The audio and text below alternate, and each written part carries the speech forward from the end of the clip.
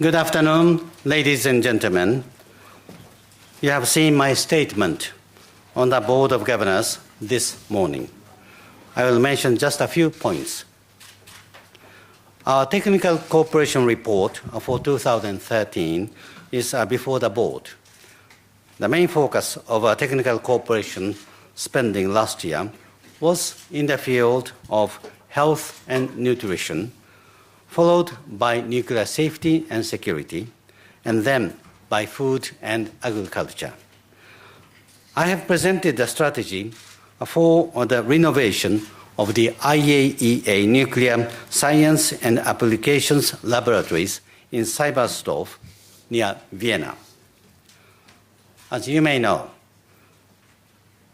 these specialist laboratories focus on areas such as food and agriculture, human health, environmental monitoring, and the use of nuclear instruments. Their services are much in demand, especially among developing countries. When the project is finished in a few years' time, we will be able to further improve our service to the IAEA member states. As usual, I reported on recent developments on safeguards implementation in Iran. Iran has implemented, as planned, the practical measures agreed under the framework for cooperation with the agency. I welcome this. Iran has engaged with the agency substantively. This has helped us to gain better understanding of its nuclear program. We are now analyzing the information provided by Iran. Iran's agreement on May 20th to implement 5 additional measures, practical measures, is a further welcome step forward. The agency will continue to work closely with Iran to resolve all outstanding issues related to its nuclear program. The agency has continued its monitoring and verification in relation to the nuclear-related measures set out in the joint plan of action agreed between the E3+3 and Iran. Measures agreed under the joint plan are being implemented as planned. I will now be happy to take your questions.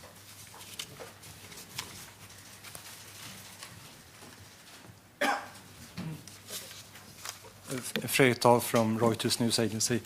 On the information the agency has received about the EBW detonators, is it your view that those explanations, that information from Iran is credible? Thank you. We have received information related to EBW in April and in late May. We are now analyzing the information. So it is very premature to provide the assessment. We do not rush to the assessment, but we would like to take sufficient time so that we can provide a factual and impartial assessment. Ken Udawa, Kyodo News. I have a question about also Iran issue, nuclear issue, and Iran has begun to implement some issues around about the PMD. And do you think how long will it take to clear every issues? And are you satisfied about with the pace of the negotiation? Negotiation between Iran and IAEA? Iran and IAEA, I mean, yes.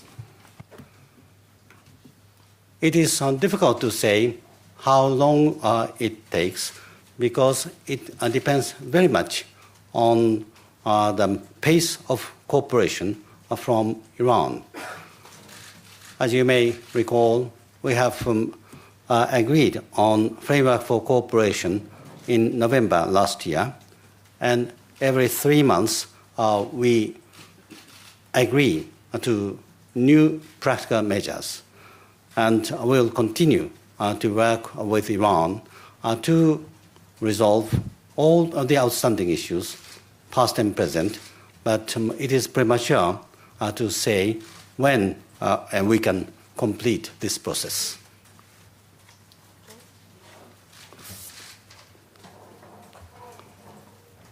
I'm sorry, I'm Jonathan Tyrone with Bloomberg News. I can't work with the microphone. So you just said it's premature to say, to give a date when this can be resolved. But then on the 12th page of your statement, you say, this does not exclude the possibility of the agency making known its initial thoughts on specific issues in the meantime as appropriate. So does that mean that you could provide a provisional report before you come to a complete assessment of the PMD issue in Iran? I said two things. One, the assessment. Another, initial thoughts. These are two different things. In order to provide the assessment, we have to look at the whole picture, and we need to have a good understanding for the whole picture. The issues related to PMD is like a jigsaw puzzle. So it is not effective way to rush to the conclusion. We need to take time and analyze carefully, and we need to have good understanding of the whole picture. Nevertheless, when and as Iran cooperate with us, engage with us substantively, and if it is doable and helps to move the process forward, it is not impossible to share our initial thinking on specific issue, but this is not the assessment as such.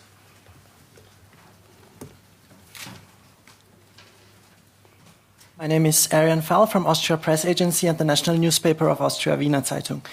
My question is, after your statement, I was asking some Western diplomats about this statement, and they said this could be the ground floor and a contribution to a final deal till July 20th. And as a precondition for the upcoming negotiations, they said that this statement must be done in a positive way, and it would be as you had... Excuse me, I didn't quite get you. Yeah, the question is just, do you think that it's now, after your statement, possible to get the deal till July 20th?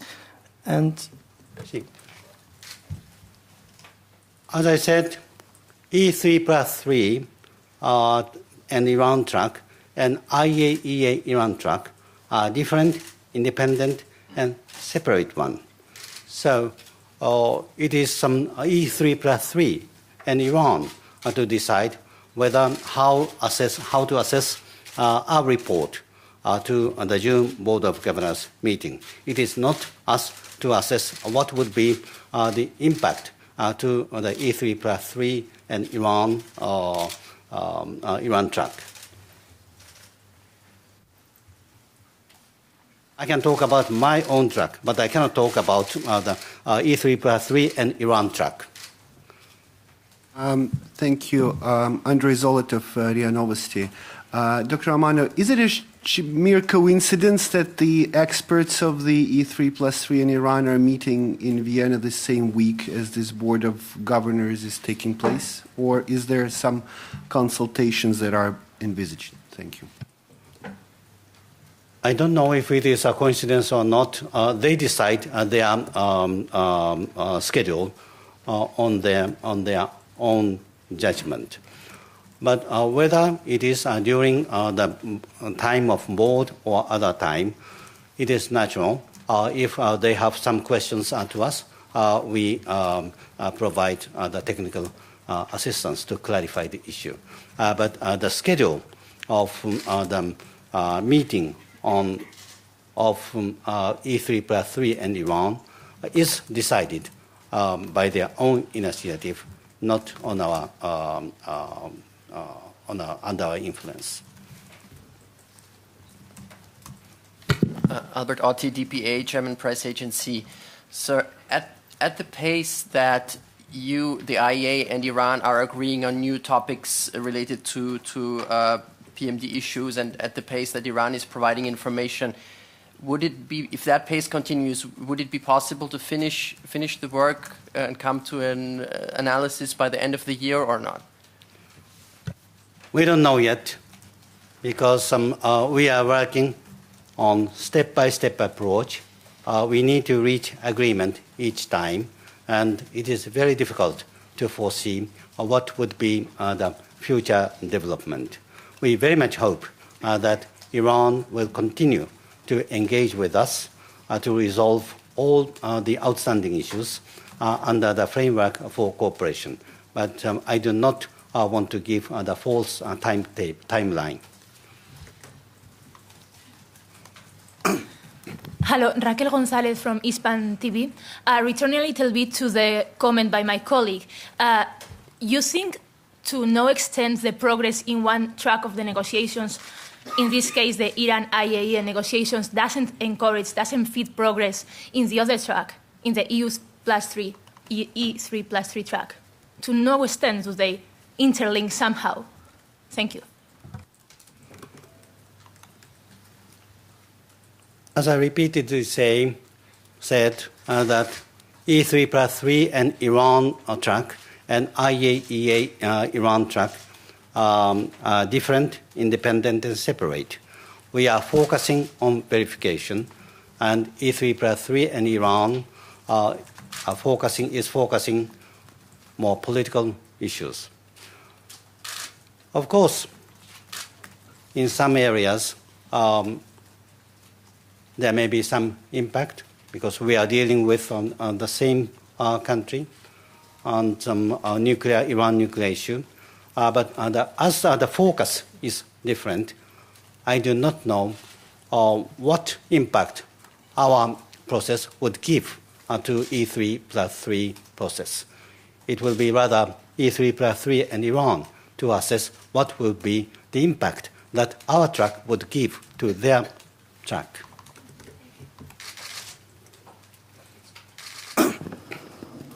Thank you. Setsuko Inaki from Nippon Television. I have two questions. One on Iran. The U.S. Deputy, Mrs. Sharman had said that the pace of the IAEA-Iran talk would affect the course of the negotiation at the EU3+3.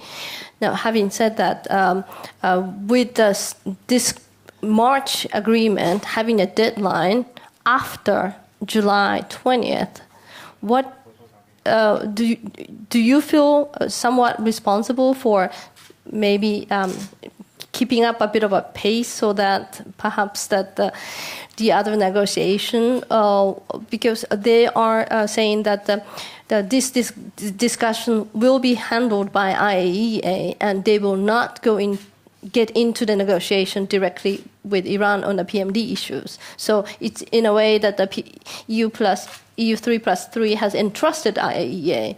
And if the IAEA's pace is too slow to bring the information on the table, then that might jeopardize the negotiation, or at least that she had mentioned that would affect the pace of it, as would affect the negotiation. So what is your response to that? That's question number one.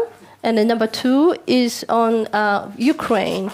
I think that was in March or beginning of April that the Ukrainian government had requested IAEA to secure some of the facilities in Ukraine. And what in Crimea and then also in the eastern part of Ukraine, is there any facilities which contains nuclear materials, and what is the situation right now, and would IAEA do anything about it in response to the Ukraine's the official request? Thank you. First, regarding the pace of negotiation between E3+3 and Iran IAEA track. As these two tracks are different tracks, timeline is also different. And I do not think that E3+3 and Iran expect us to complete this process of resolving all the outstanding issues and framework for cooperation by July 20th. That is not our timeline, it is their timeline. We will take necessary time to resolve all the outstanding issues. And as Iran and E3+3 process is a different one, I do not think that our process, or pace of our process, will affect E3+3 and Iran process. Regarding Ukraine, if you mean the nuclear security, it is the responsibility of Ukraine to ensure the highest level of nuclear security. We are not aware of formal request from Ukraine to do something on nuclear security. But if there is any request to send a peer review mission, for example, we can consider. But there is not such a request. For if you mean the safeguard,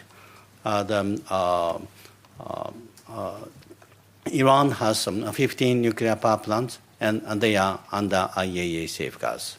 For Crimea, there are some small nuclear facilities, not nuclear power plant, and there remain. There is some small amount of LEU, but not HEU.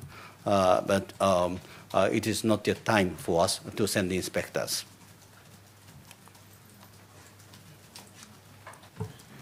I got it to work this time, Mr. Amano. You keep on saying that it's a separate track, but when I read here the JPOA, it says the Joint Commission will work with the IAEA to facilitate resolution of past and present issues of concern. And when we journalists speak with officials from the E3+3, they say those past issues specifically refer to the PMD. So to say that these are two separate tracks that don't intersect would seem to indicate there isn't sufficient communication going on.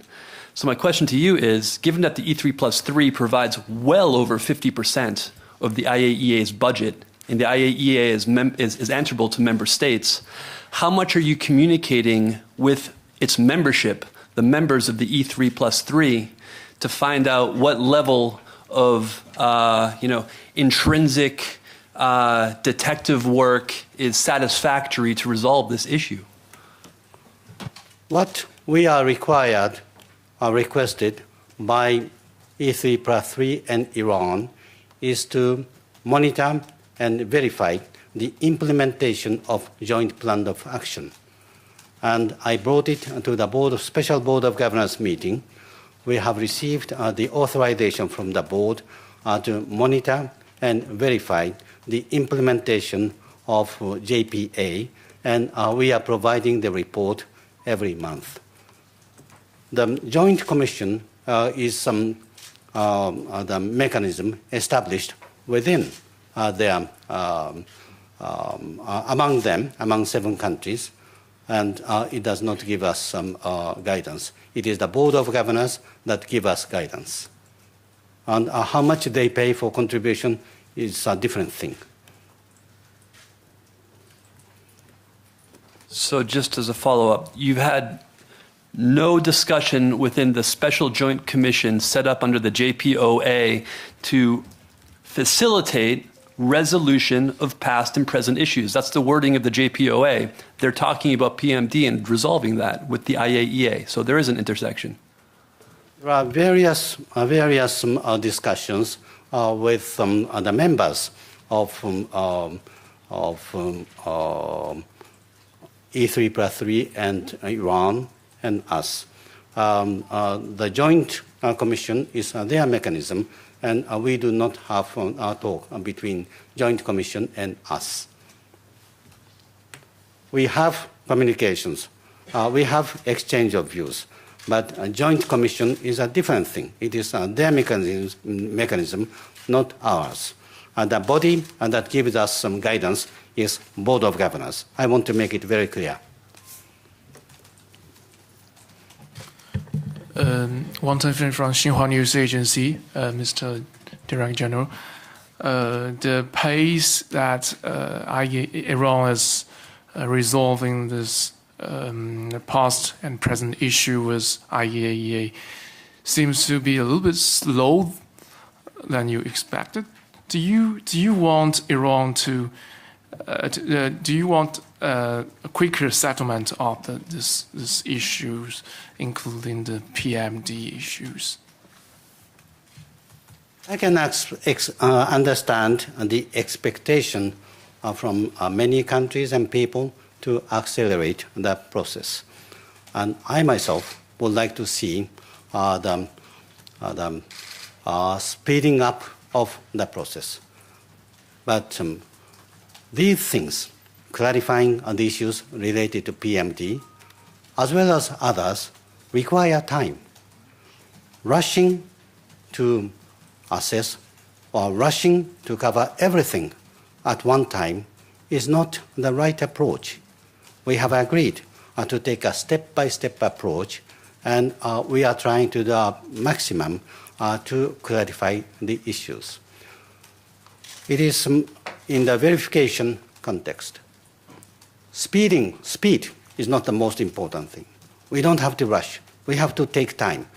Most important thing is to provide a factual and impartial assessment.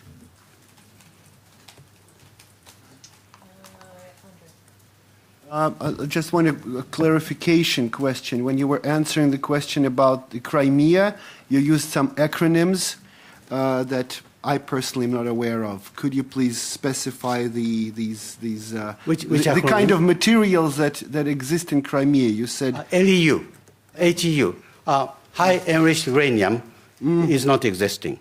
There is a small portion of low enriched uranium. HEU, high enriched uranium, Thanks. LEU, low enriched uranium. Good. Thanks. Sorry for that. In your latest report, sorry, Fredrik from Reuters, in your latest report you mentioned a renewal of activities at Parchin, where they seem to do something with the external walls. And I'm wondering whether you think, whether you believe that this explosives chamber is still at that site? And another question on the same topic. When you now ask Iran to give you access to Parchin or give you access to information about Parchin, what is their response now under the new government? Thank you. We have been observing Parchin, a particular location in Parchin, through satellite imagery. And after we have requested access to that particular site, we have seen lots of activities. And later, we did not observe these activities. But roughly speaking, since February this year, we again start to observe the activities.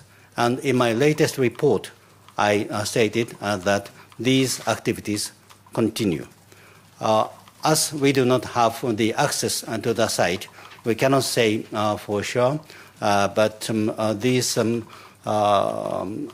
we observe materials like debris, but we cannot clearly say what these debris or materials mean.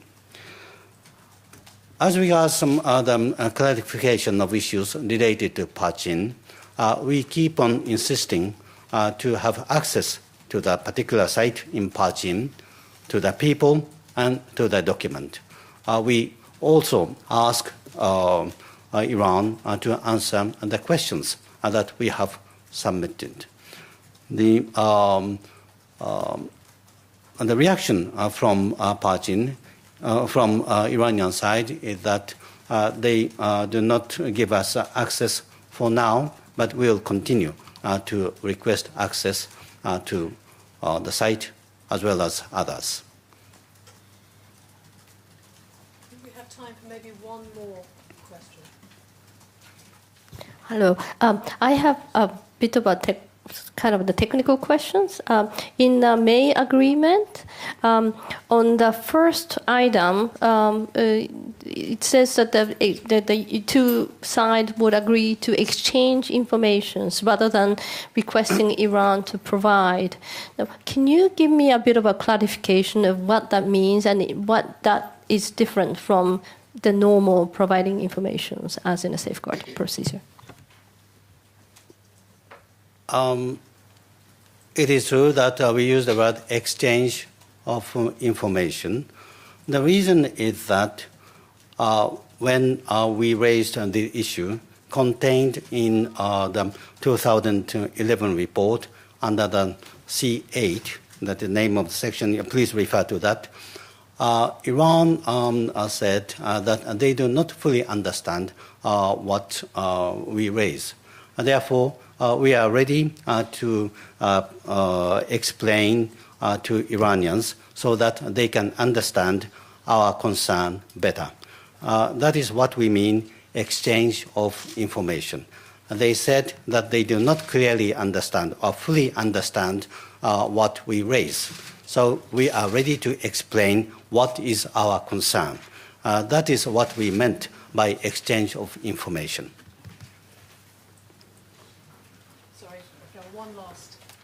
Thank you. Again, Raquel González from Hispan TV. Not so long ago, you mentioned in this press room that you were considering the idea of opening a temporary office of IAEA in Tehran. What's the status of that idea currently? We are not considering to open an office. We send inspectors, and we need some logistical support. But it is not the temporary office. It is not.